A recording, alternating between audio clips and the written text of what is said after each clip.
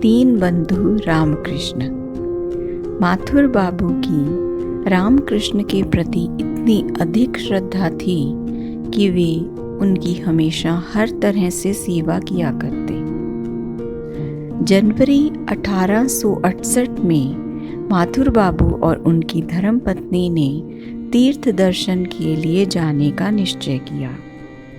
उनके अनुरोध पर रामकृष्ण भी उनके साथ जाने के लिए राजी हो गए। सेवकों तथा अन्य सबको मिलाकर 125 लोगों का वह एक बड़ा दल था।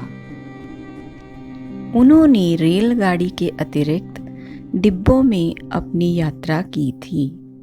देवघर में वैद्यनाथ शिव के दर्शन किए और उसके पश्चात वाराणसी, इलाहाबाद तथा वृंदावन गए। वृंदावन में रामकृष्ण आनंद से विभोर हो उठे थे, क्योंकि वह श्री कृष्ण की बाल लीला की मधुर स्मृतियों से भरा हुआ है।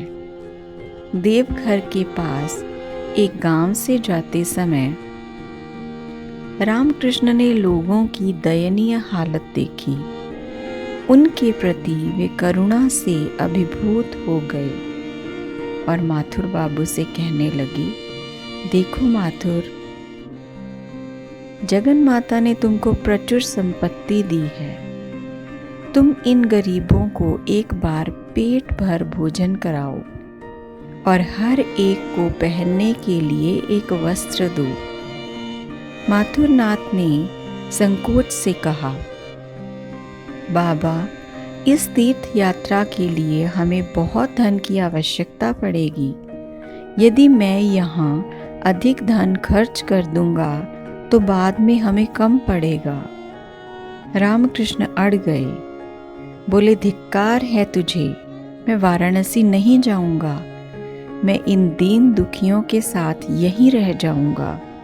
ऐसा कह वे उन लोगों के बीच जाकर बैठ गए।